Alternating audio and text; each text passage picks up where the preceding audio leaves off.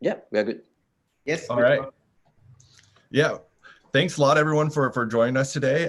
Really want to thank the Kyber Network community, as well as the Chainlink community and just the greater blockchain community for joining us today from all around the world.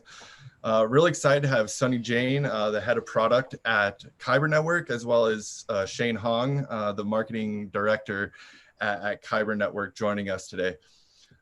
So a little bit about the rundown, how this is going to go. We got a list of preset questions that we're going to go about and asking. If you have questions, feel free to drop them into the chat. We'll try our best to get to them. If we don't get to them, feel free to drop them into both of our telegrams, and we'll do our best to get to them there. So without further ado, Shane and Sunny, do you want to maybe give a quick intro about yourselves, a little bit about your background, and what you guys are working on at Kyber Network? Okay, sure. Maybe I will start first.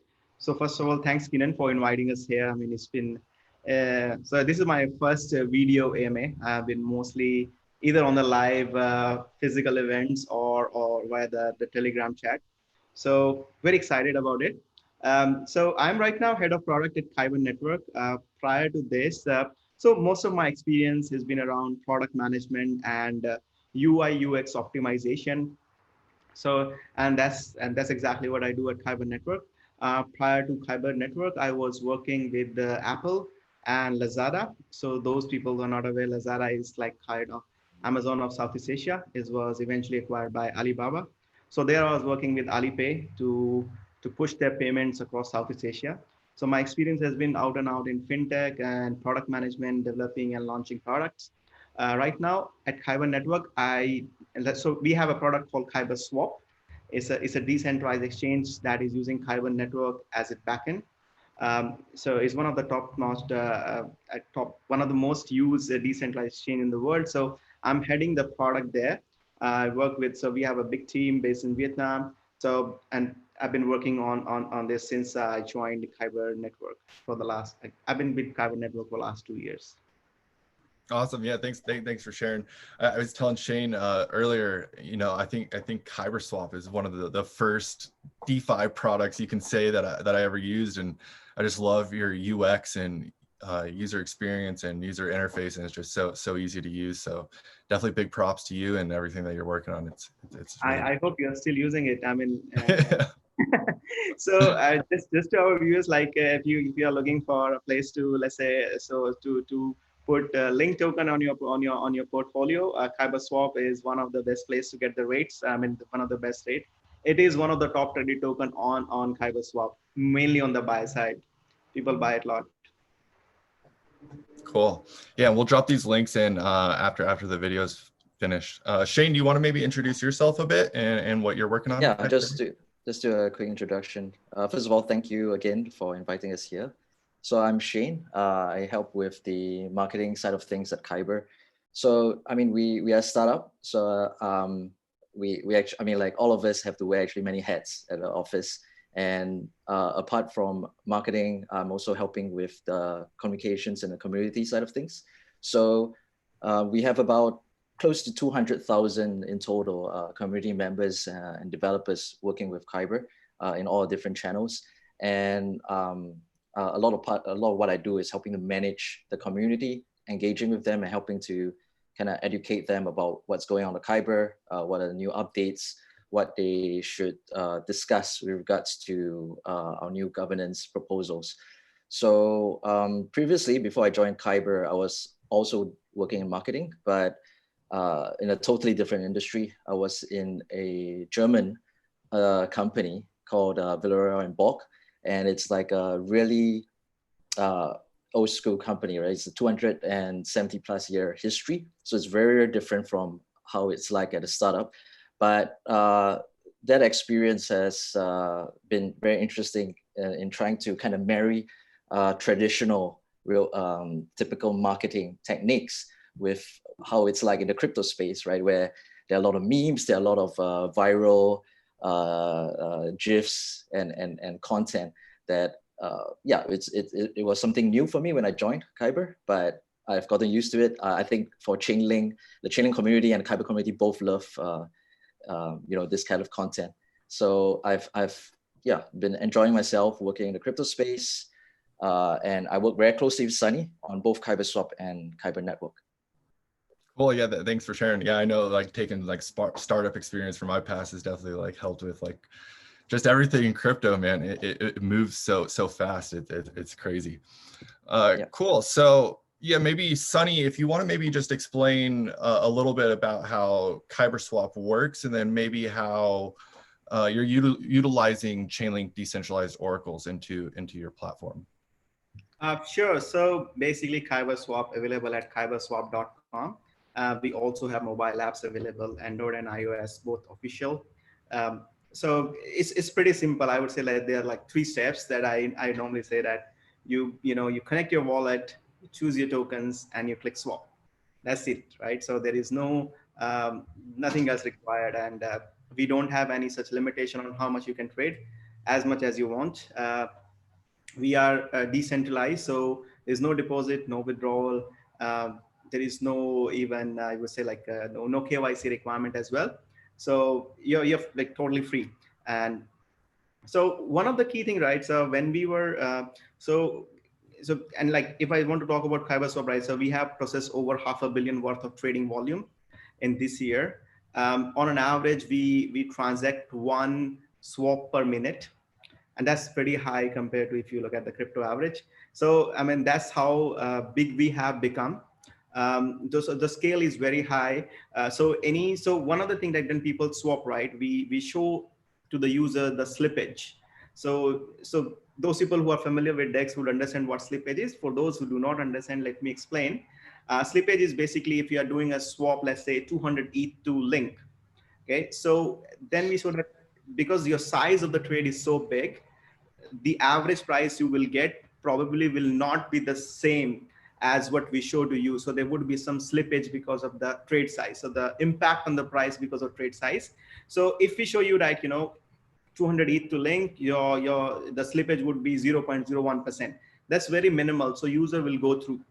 But if we show you that, if you do 200 ETH to Link and the slippage would be 10%, that's a very deterrent factor to the user.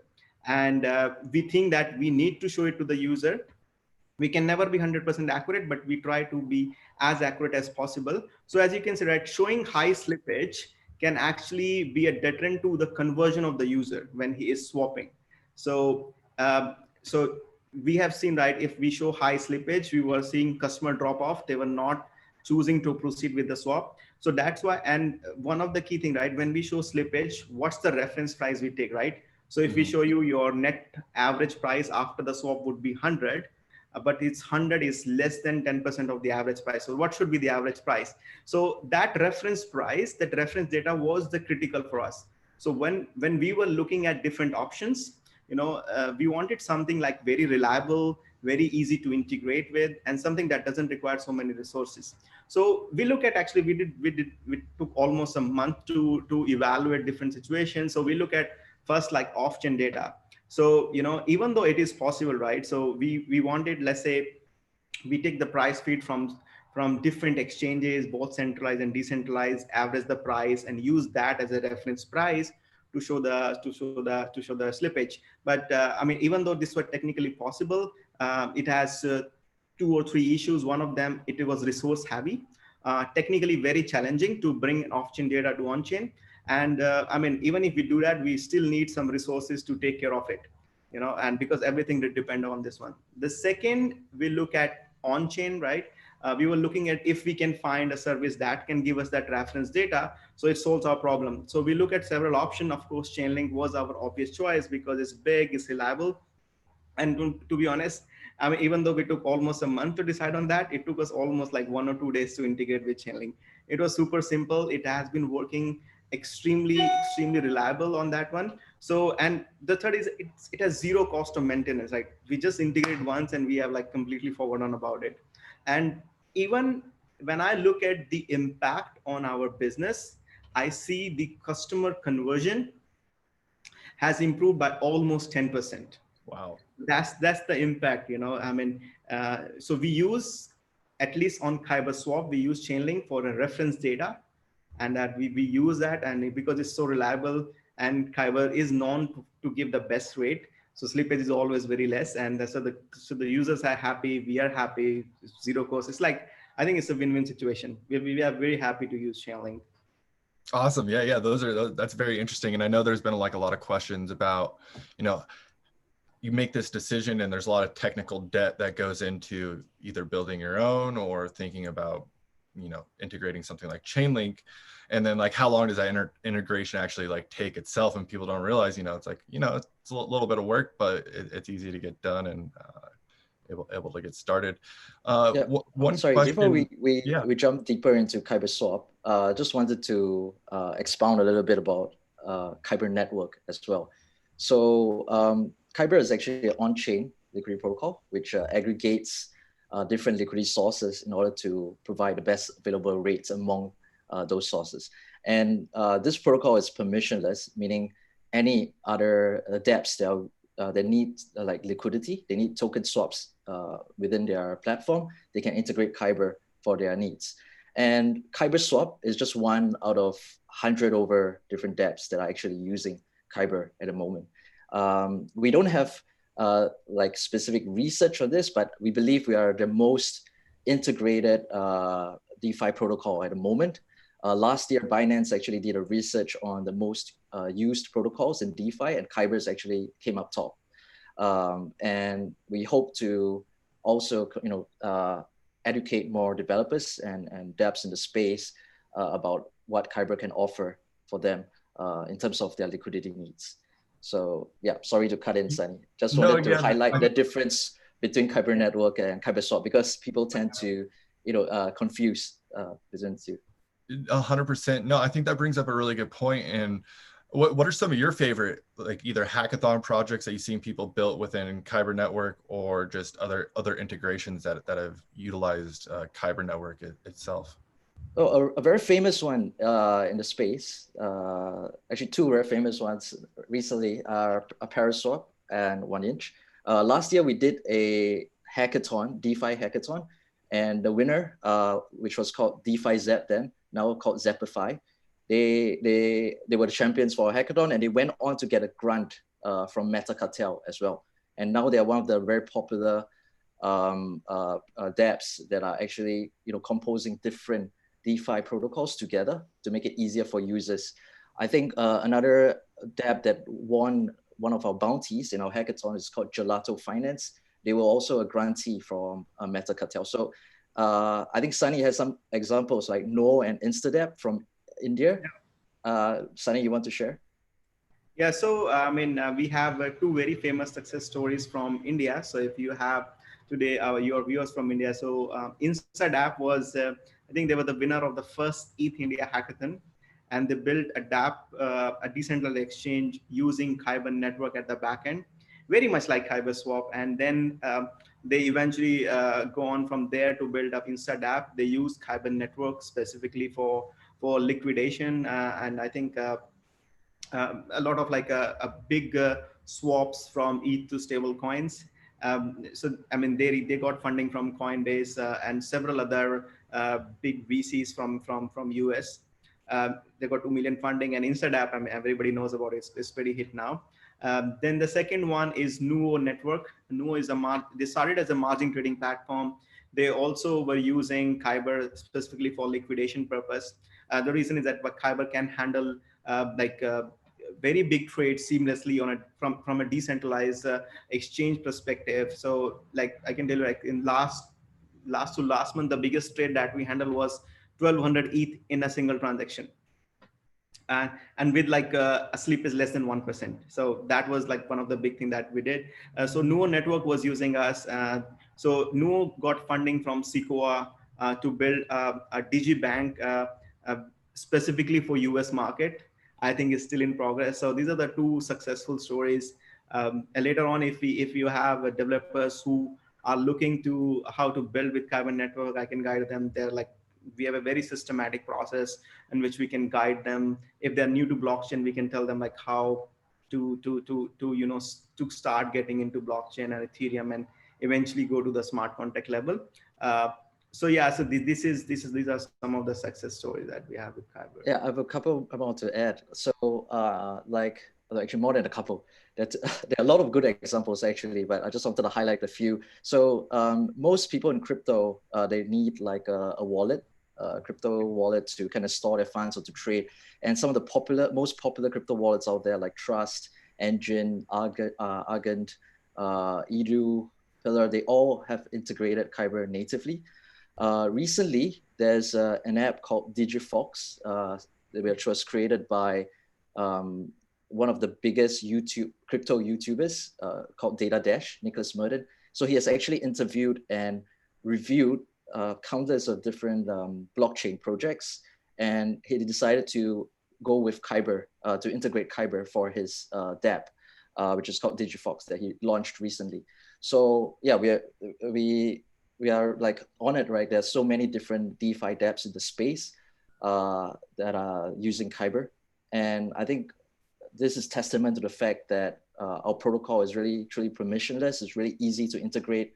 Developers that have integrated us have always commented that the documentation is very easy to follow. And our developers are ready to help them as well. So yeah, it's nice to see us, being right in the heart of DeFi and being understood by a lot of these dApp developers. Yeah, I mean, that's no joke. Those are all becoming very big household names between 1inch, KyberSwap, InstaDApp. All these are climbing, and it really shows you right at the core of all these. And it's great getting excited about the developer community around this. And we'll drop the links to their Discord so everyone can join as well after this conversation. But it's fun to sit there and kind of speculate on things. But none of this would be possible without the developers that are building this. Sunny, if someone's just getting into, maybe they're a web developer in the past, what would be where do you recommend them kind of start if they're looking to just kind of become a blockchain question? developer? I mean, I get this question almost on every every event. So this is a perfect example. Right? So let's say when I started, right, I was coming from a very payments and fintech background, but I did not have a blockchain experience, right, when I entered into Kyber 2 years ago. So I would say that don't jump straight into the smart contract. I would say, like, you get into the school, then graduate, then you go for, like, super high, like postgraduate level, right? So this is what I tell to everyone, right? You start with, let's say, our API, right? These are the REST APIs. If you are a web developer, you are super familiar with this, right? So you can actually build an exchange for any application that require token exchange using Kyber APIs. You do not need to write any smart contract. In fact, you don't have to do anything with the blockchain. You actually total cut you off from the Ethereum blockchain, but you still building an application for the blockchain. So that I would say is the starting point. And we have like Engine wallet, right? It has integrated with Kyber Network, and they have been using only API.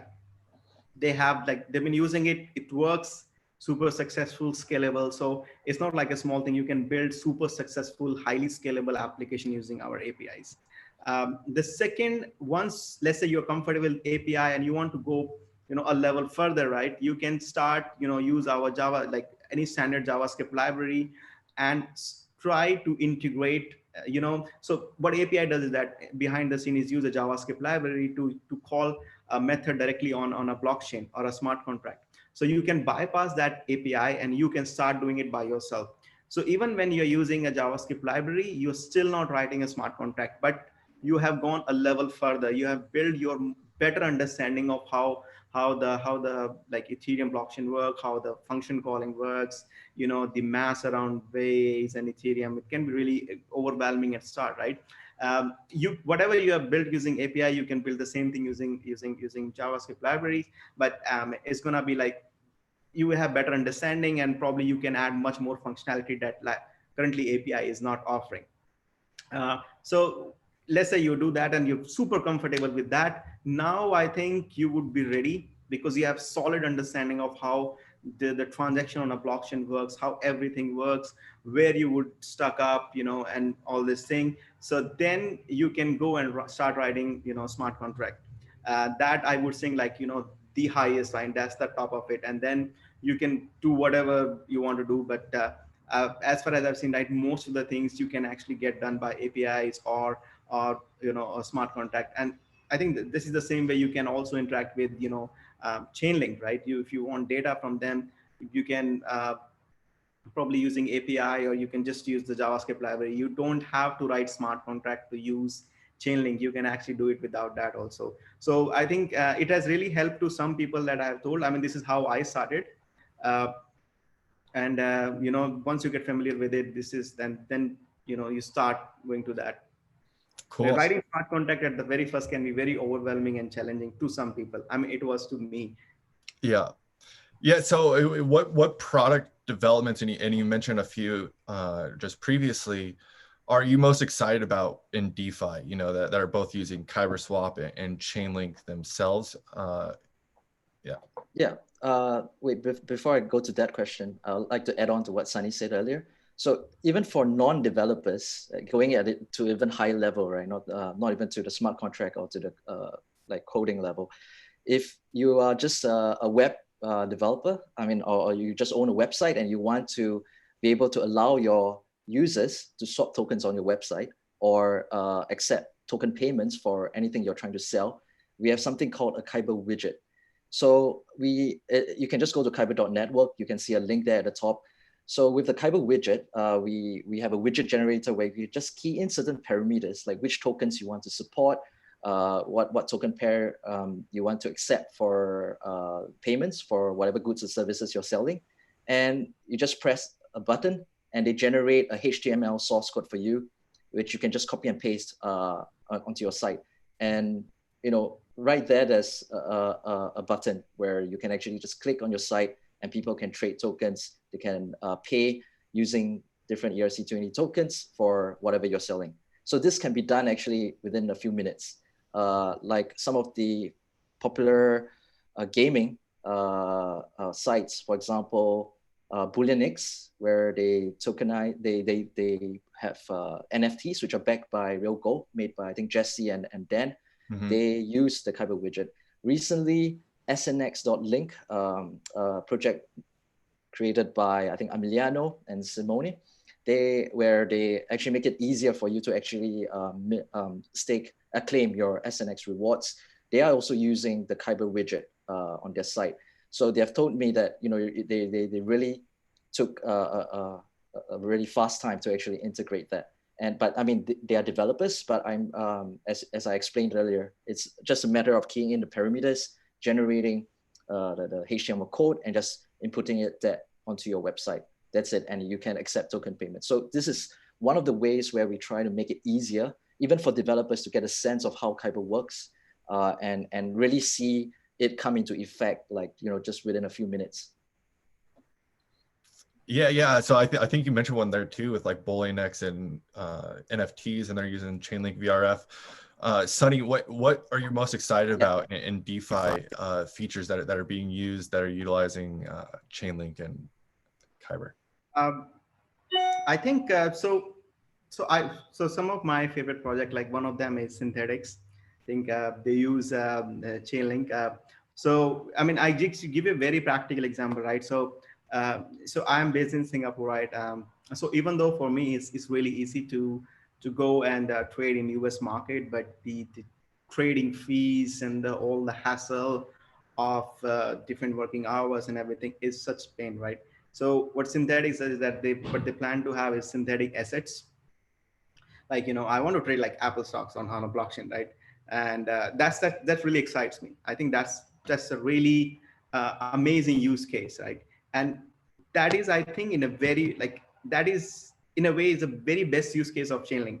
Now, you want to do something on chain, on a blockchain, and you need data from off-chain world, right? So that's, and I think the whole Synthetics, right? I mean, Apple is just an example, right? There are like more than 5,000 symbols available on NASDAQ, right? And then you talk about, let's say, India, right? Another 7,000, Singapore exchange, another 4,000. Like it's an ocean, right? I mean, Synthetics alone, I think that would be very challenging for them to go and, integrate, as I said, right? They can do it, but why take such a pain when there is a simpler, much more reliable route available for you, right? So I think that's one of the things that really excite me, and I closely follow Synthetics in that way. uh, and I've been following them from day one, right? So I mean, I can tell you, right, um, there was a time when Synthetics, actually I attended their launch party in Sydney last year also, in April, May. So there was a time when I could look at Synthetics and I look at the BTC price there, and I can see there's an arbitrage from the real price because they were not updating it that fast.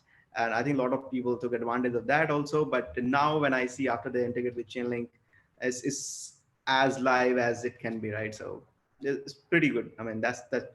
I think it, to me, the concept is nice, a very good use case for Chainlink also, and a lot of freedom to people also. Right now, anyone from the world can trade in any market. That's really Yeah, good. that's it. It's groundbreaking and it's really exciting. So we have a few minutes left, and I really wanted to get to this. So you launched Katalyst, which is the Kyber Network DAO.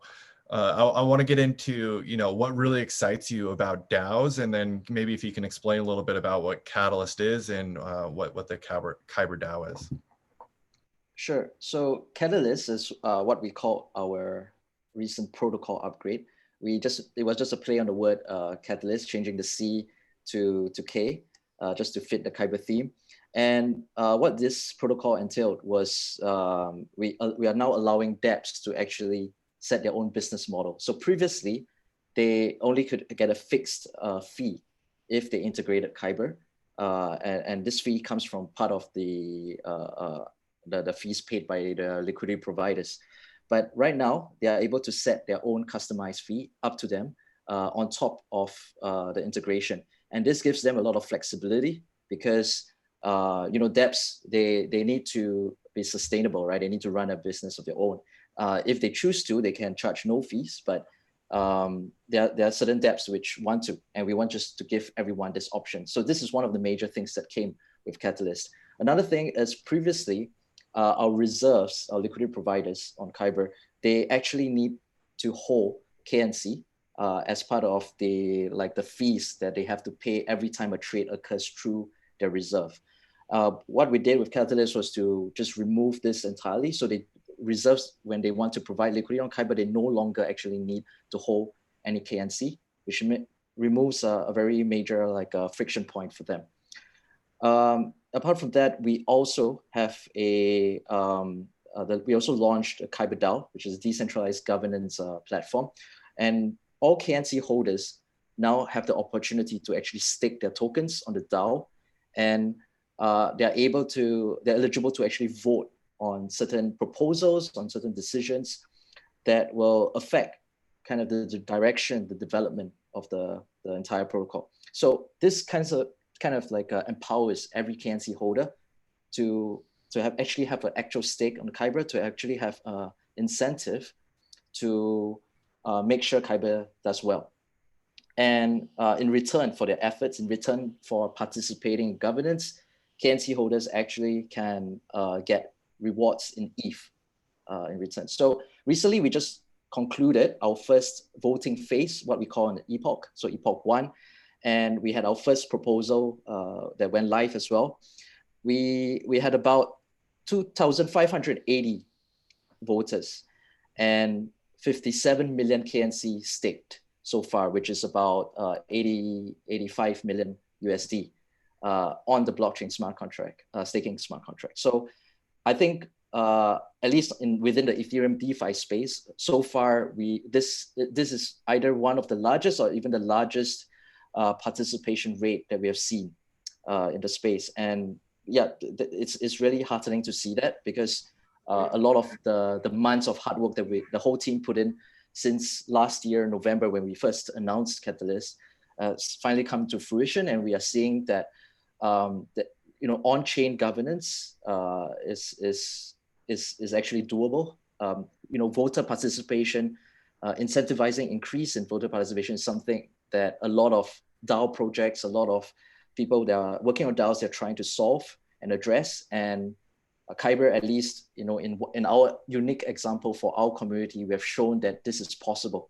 2,000 over people have actually, spent gas to vote on a proposal and to decide on the direction of how Kyber is going to go. So yeah, the KyberDAO and Katalyst came together. It was launched at the same time, but in general, these are the kind of the benefits that we have introduced to enhance the liquidity that we are able to provide to all the 100 over dApps that are using Kyber. Awesome. Just to add on this one, right? So even in KyberDAO, we are using Chainlink. So all the prices that Shane said, right, 57 million KNC is 87 million US dollars. So all the price conversion, all the reference price is we are taking from Chainlink. Of course, that has helped us to save weeks of work.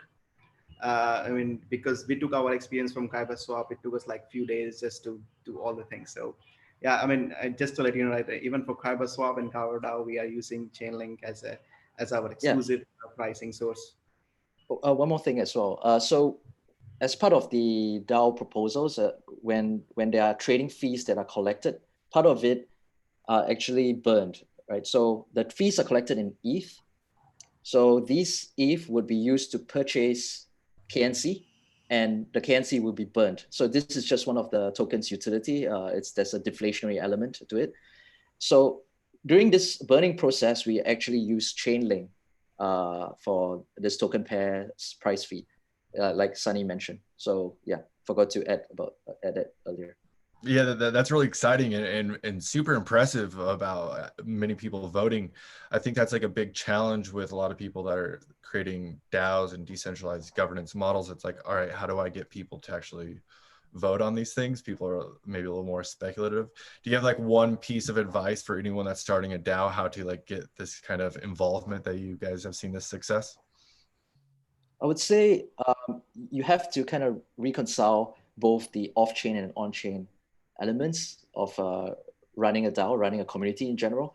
So on-chain is great because of the benefits of the blockchain, right? Transparency, decentralization, censorship resistance. So that's great, but on-chain votes in itself in the DAO is meaningless if before that, prior to that, or even during the process, after post-voting process, there is debates, discussions going on around the proposals that are being made. So the kind of so-called rough consensus that is derived from all these discussions, from all the engagement with the community, from the back and forth debates on Reddit, on the forums, all these play a part as well to kind of inform the final voting decision from each of these voters. So you have to, this is just very generic advice for anyone starting a DAO. Community is the key to a decentralized autonomous organization. The blockchain part,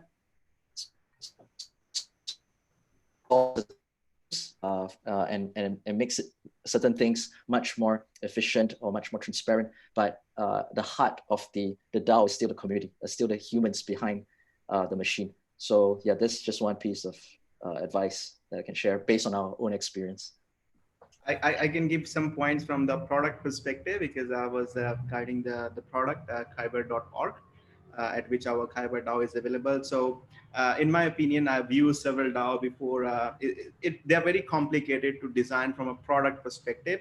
Just to give you an example, right? So as Shane talked about that, our voting period is called as epoch. So if you stake a KNC in epoch 1, which is let's say 2 weeks, then you can vote in epoch 2, but you will get your reward in epoch 3. So there is a sequence. Now you can, deposit in epoch 1, withdraw, then deposit more in 2, then withdraw. You can do as many things as you want.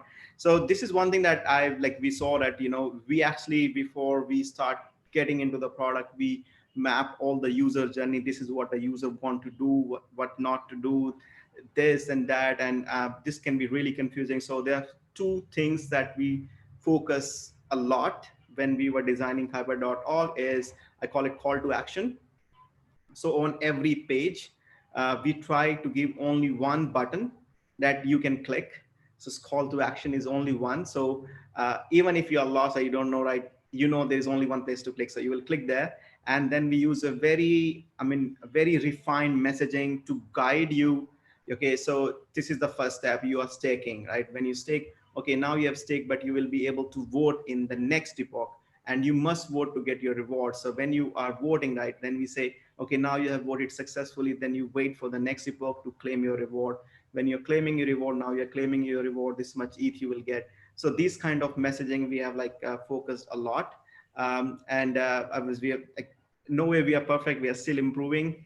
But so far we have not seen any question. I have not seen any question when people are saying like, I don't know how to stake, or I don't know how to vote, I don't know how to claim. So at least from like 3 basic operations on DAO, right? Staking, voting, and claiming your reward have been super smooth, no questions. To me, it's a big win.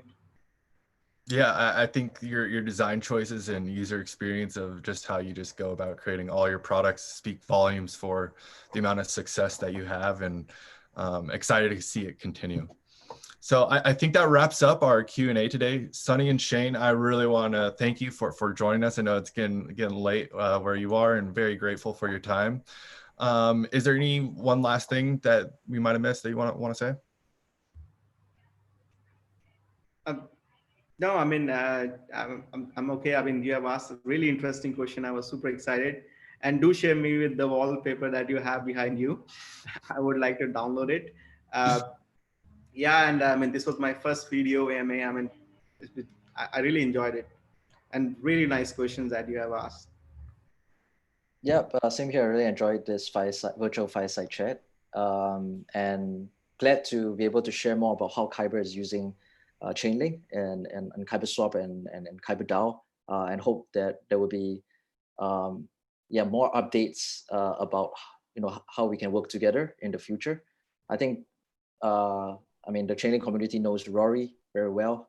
We've spoken to Rory a couple of times on other avenues of collaboration, and yeah, look forward to more of these updates in the future. And yeah, once again, thank you for having us today, Keenan.